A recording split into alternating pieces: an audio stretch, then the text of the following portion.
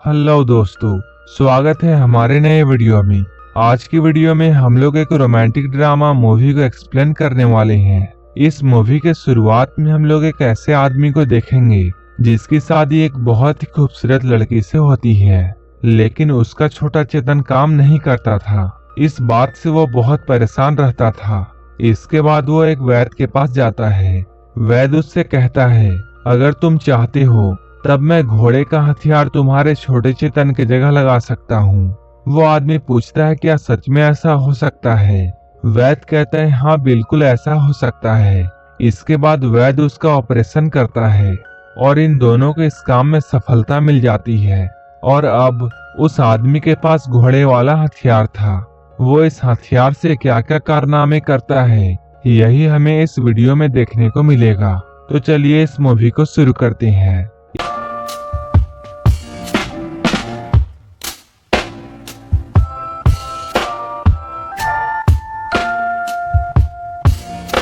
इस कहानी की शुरुआत में हम लोग एक जवान लड़के जेन को देखते हैं, जिसकी शादी शहर के सबसे अमीर आदमी जिसका नाम मिस्टर झुंग है, उसकी बेटी चमेली से हो रही होती है।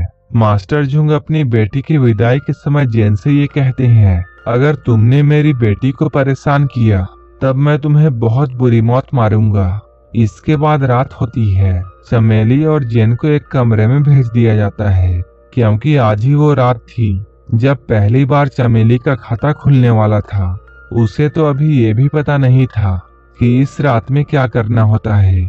जेन उसके पास जाकर उसके हाथों को बांध देता है और इसके बाद वो उसे प्रैक्टिकल करके समझाने लगता है। जेन जैसे ही शुरू होता है तभी चमेली उसे जोर से लात मारती है, क्योंकि वो दर्द में तड़प रही थी। चमेली को ये सब करना बिल्कुल भी नहीं आता था, इसलिए अगले दिन जेन चमेली को एक किताब देता है। इस किताब में वो सब करने के लिए बहुत सारे तरीके समझाए गए थे। इस किताब को देखकर चमेली सब कुछ समझ जाती है। इसके बाद ये लोग यहीं पर घपाघप करते हैं। किताब में जैसा समझाया गया था, जेन चमेली के साथ बिल्कुल वैसा ही करता है। कुछ दिनों के बाद जेन अपने नौकर जिसका नाम मिंग था, उसके साथ किसी काम के सिलसिले में बाहर जा रहा होता है। इन लोगों को रास्ते में चीकू नाम का एक आदमी मिलता है। चीकू के साथ मिलकर ये दोनों खाना खाते हैं। चीकू इन दोनों को बहुत दारू पिलाता है और जब ये लोग होश में नहीं होते हैं तब चीकू इनका सामान लेकर यहाँ से भाग जाता है, क्योंकि चीकू एक चोर था। लेकिन जेन को इस बात से कोई भी फर्क नहीं पड़ता है, क्योंकि उसके पास काफी सारे पैसे होते हैं। शाम तक ये लोग दूसरे शहर पहुंच चुके थे। यहाँ उनकी नजर राजकुमारी और उनकी सहेली पर पड़ती है। राजकुमारी को देखकर जेन उस पर फिदा हो जाता है और वो लार टपकाते हुए राजकुमारी के पास पहुंचता है और उन्हें वो गंदी किताब देकर पटाने की कोशिश करता है। इस किताब को देखकर राजकुमारी बहुत गुस्सा हो जाती है। इसके बाद ये दोनों उसे गंदी गंदी गालियां देती हैं। इसके बाद वो किताब लेकर यहाँ से चली जाती है। कुछ ही दिनों बाद चीकू चोर जेन के पैसे लौटाने के लिए उसके घर में आता है, क्योंकि उसे अब अपनी गलती का एहसास हो चुका था। जेन उससे कहता है, ये पैसे तुम ही रखो, लेकिन बदले में तुम्हें एक खूबसूरत लड़की लानी होगी। इस पर चीकू उससे कहता है, लड़की तो मैं ला दूंगा, लेकिन क्या तुम उसे सेटिस्फाई कर पाओगे? तब जेन अपनी सीट से उठकर ये कहता है, तुम लड़की का इंतजाम करो, बाकी सब मैं देख लूंगा। रात में चीकू उसे बब्बन के घर में ले आता है। वो लोग यहाँ आकर बब्बन की बीवी को देखते हैं। वो छत में जाकर कपड़े सुखा रही होती है, क्योंकि बब्बन का कपड़ों का कारोबार था। चीकू यहाँ जेन को ये बताता है, बब्बन की बीवी का नाम मीना है और मीना यहाँ की सबसे खूबसूरत लड़की है। तभी अचानक मीना का पैर फिसल जाता है और उसके कपड़े फट जाते हैं। आवाज सुनकर बब्बन उससे पूछता है, ये कैसी आवाज थी? तब मीना उसके बात को टालकर उसे खाना परोसने लगती है। लेकिन जब बब्बन कपड़ा चेक करने के लिए जाता है तब वो फटे हुए कपड़े को देखकर सब कुछ समझ जाता है। उसे इस बात से बहुत गुस्सा आता है। इसके बाद वो मीना की पिटाई कर देता है और इसके बाद वो उसके हाथ पैर को बांधकर उसके साथ भयंकर घपाघप करता है। ऊपर छत में बैठे ये दोनों लोग ये सारा नजारा अपनी आंखों से देख रहे थे। ये सब देखकर उनकी आंखें खुली की खुली रह जाती हैं। जेन ये सब देखकर बहुत हैरान रह जाता है, क्योंकि उसके अंदर बब्बन जैसी ताकत नहीं थी। इसके बाद चीकू जेन को जंगल में लेकर आता है और वो उसे रस्सी के सहारे लटका देता है और एक लकड़ी के सहारे उसके हथियार को नाप कर ये कहता है, इतना सा है तुम्हारा छोटा चेतन, इतने में तो मीना का बाल भी बांका नहीं होगा। तुम्हारे छोटे चेतन को देखकर ऐसा लगता है जैसे तुम्हारी बीवी किसी और के पास जाती होगी। उधर हम लोग जेन की पत्नी चमेली को देखते हैं, जो कि अपने पति जेन को याद कर रही होती है। इसके बाद वो अपने पति जेन की याद में एक कलम उठाती है और उसे ही अपने नीचे इस्तेमाल करती है। वहीं इधर महल में हम लोग राजकुमारी इवान को देखते हैं। वो अभी अपने सहेली के साथ होती है और ये दोनों जेन की दी हुई गंदी किताब को पढ़कर एक दूसरे के साथ प्रैक्टिकल कर रही होती हैं। इधर जेन अपने छोटे चेतन के वजह से बहुत दुखी था और गुस्से में वो उसे काटना चाहता था, लेकिन जैसे ही वो उसे काटने वाला होता है तभी मिन यहाँ आकर उसे ऐसा करने से रोक लेता है। लेकिन जेन को रोकने के चक्कर में मिंग का ही हथियार कट जाता है। इसके बाद जेन उसे लेकर एक वैद्य के पास जाता है ताकि ये वैद्य उसके हथियार को जोड़ सके। ये वैद्य जड़ी बूटियों की मदद से उसके हथियार को जोड़ देता है। जब वैद्य के इस कमाल को जेन देखता है तब वो बहुत हैरान रह जाता है। इसके बाद वो वैद्य के नजदीक जाकर अपने मिर्ची जैसे छोटे चेतन के बारे में उसे बताता है। उसकी बातों को सुनकर वैद्य कहता है, ये तो मेरे लिए बहुत छोटा सा काम है, मैं इसे चुटकियों में कर सकता हूँ। वैद्य कहता है, मैं ऐसा करता हूँ, तुम्हारे छोटे चेतन को काट कर उसकी जगह में घोड़े का अनाकोंडा लगा देता हूँ। जेन हैरान होकर उससे पूछता है, क्या सच में ऐसा हो सकता है?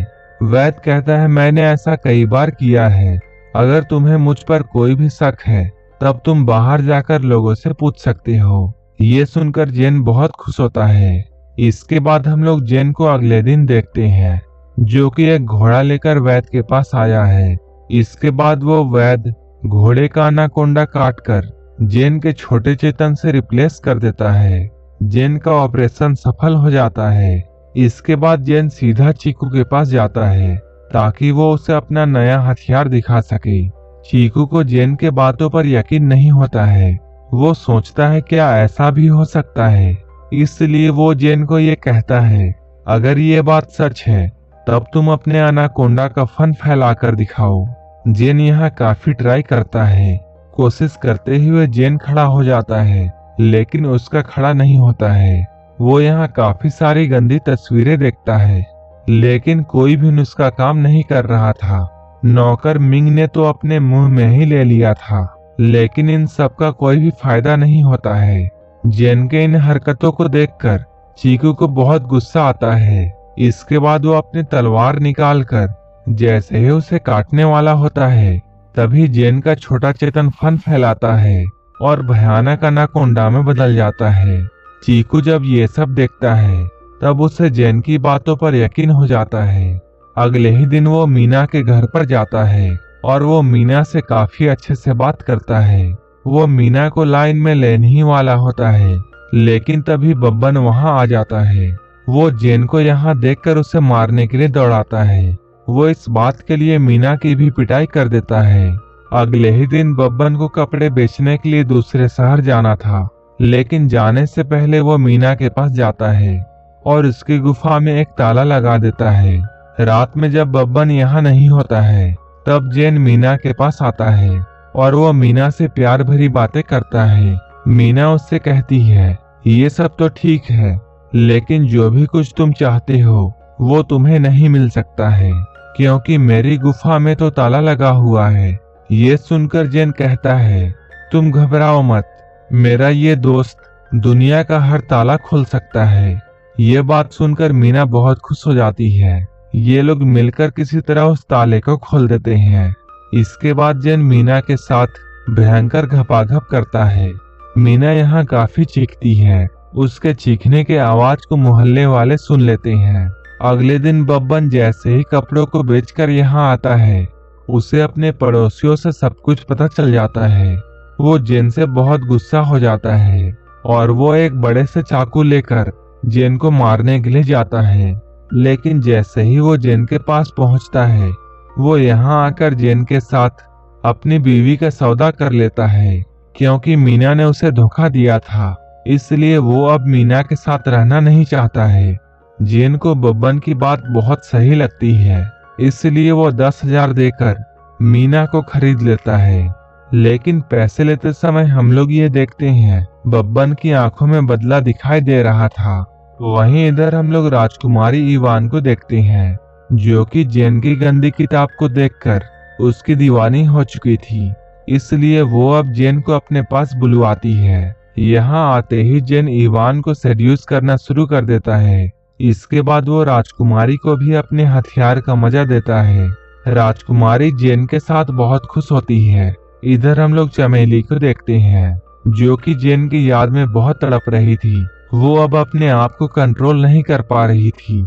जैसे ही ये बात चमेली के फादर तक पहुंचती है, वो यहाँ आकर उसे डांटते हैं और उसकी सारी गंदी किताबों को लेकर उसे धार्मिक किताबें दे देते हैं।